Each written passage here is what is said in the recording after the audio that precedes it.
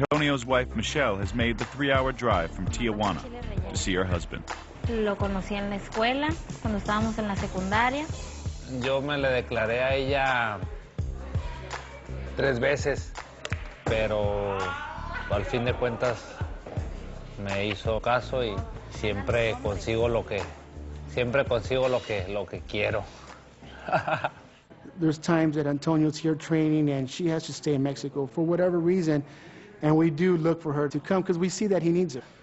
Que ella es la que me hace fuerte. Pues me siento a gusto que esté siempre conmigo, ¿verdad?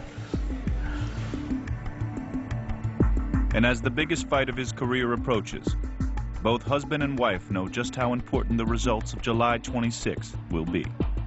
Él sabe que dependiendo de esta pelea está su futuro, nuestro futuro también, no nada más el de él.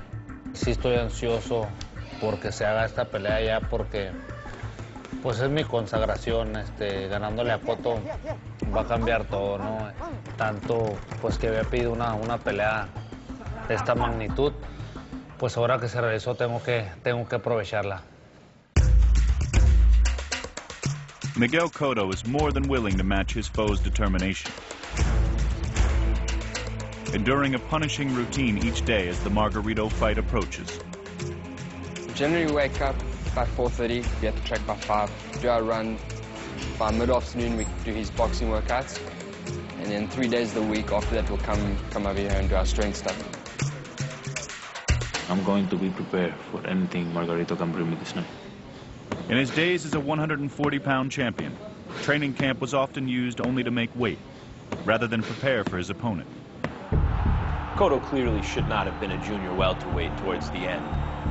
It seemed obvious that the weight loss in order to make 140 was hurting him. Era bien dificultoso, o sea, él entrenaba para hacer el peso y no dejaba nada para lo de la pelea. His struggles with weight led to problems in the ring. In 2005, he was wobbled by DeMarcus Corley. Huge punch! Corley has hurt Cotto! Miguel Cotto's in trouble and is holding on! And months later, he was knocked down for the first time against Ricardo Torres. And down goes Miguel Cotto! Ultimately, Cotto was victorious in both fights. Miguel Cotto survives a life-and-death challenge. But he heeded the warning signs, and in 2006 moved up to the welterweight division. Conditioning coach Phil Landman was then brought into camp with a clear mission: make Cotto into a 147-pound champion. 140 is not his natural weight. 147, I say, is a lot more natural for him. We come into the weight very easily at 147. To get down to 140, he was absolutely starving and dehydrating himself to get to that weight. In his 147-pound debut, he destroyed Carlos Quintana and captured a title. Miguel Cotto had arrived in the welterweight division. He's like, I'm here to make noise. You know, you're going to have to deal with me. And he went out there and he took a very, very quality opponent and just laid waste to him. 2007 would be Cotto's most impressive year yet. In June, he knocked out former champion Zab Judah in front of a sold-out crowd at Madison Square Garden. Just an absolutely electric night. And again, Cotto took apart a really quality opponent. You really saw where a fighter, even of Zab's level, which is quite high, is completely out of his depth when confronted with a fighter as well-rounded as Miguel Cotto. Cotto followed that victory up 5 months later with the biggest win of his career over future Hall of Famer and 3-time world champion Shane Mosley. The biggest thing, in my opinion, was late in the fight. He was actually the one that was outboxing Mosley. Cotto showing some versatility we've yet to see from him in his professional career. Basically doing the sort of things that have made Mosley such a top boxer for so long. After watching him win a close but clear decision against Shane Mosley, you had to think to yourself, exactly how do you beat Miguel Cotto? Miguel Cotto, desde que firmó la pelea, pues ya está metido, y ya cuando sea el día 26 de julio, cuando estemos arriba del ring, se va a meter con el mejor. For Margarito, this is everything he's wanted. You know, him and his handlers talked about him being the most avoided fighter in the world. If you're somebody who wants to minimize risk, you don't fight Antonio Margarito. Shane Mosley is first ballot Hall of Famer, Floyd Mayweather, arguably the #1 fighter, pound for pound. Both these guys turned down fights with Antonio Margarito. Here were two of the best fighters in the world, and they seemed to be saying, not that guy. Margarito no es un títere o un juego arriba de un ring, porque aquí no va a haber juego, de que no me toques porque se me cae el maquillaje. No, no, señor, este es pelear aquí. Last year, it looked like Margarito would finally get his chance against one of the world's best. But his first opportunity to fight Miguel Cotto was derailed when Margarito chose to fight his mandatory challenger Paul Williams, or be stripped of his welterweight title. Yo hice eso porque a mí me costó mucho en agarrar el título mundial y yo no lo iba a dejar en la mesa.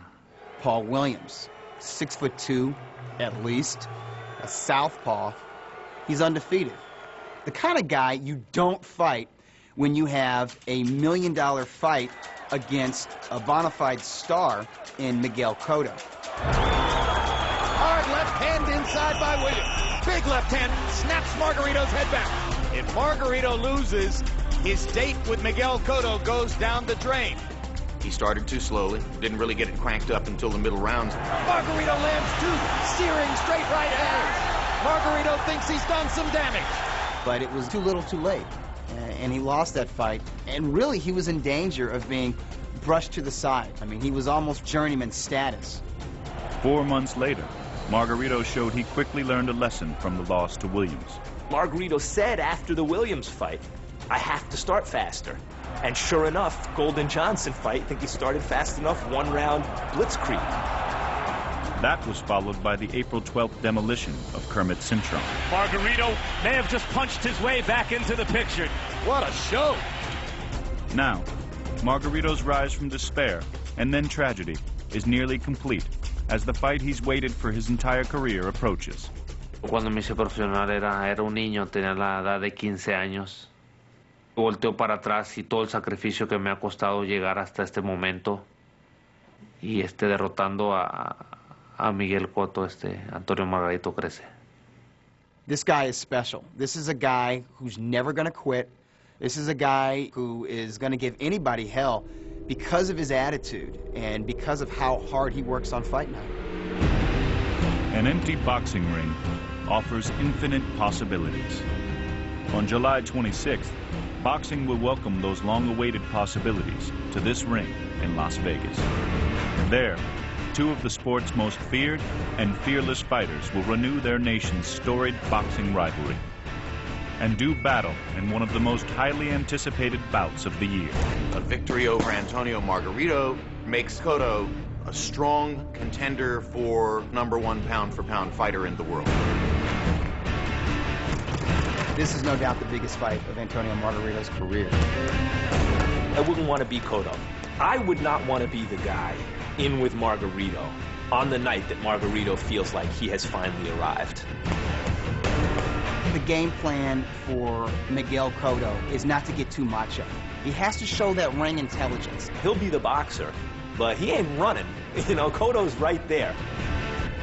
The game plan for Antonio Margarito, just be Antonio Margarito. Be a tornado. Keep on trucking. No matter what's happening, keep touching Cotto, keep your hands moving. These are guys who are willing to get hit for the opportunity to hit you back. Every punch that is thrown in this fight will be thrown with the intent of sheer mayhem.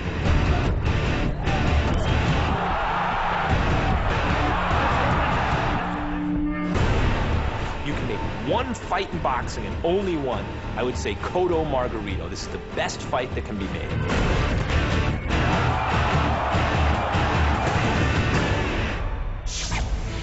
Live July 26th, watch Miguel Cotto and Antonio Margarito battle for the welterweight championship of the world, live on HBO pay-per-view.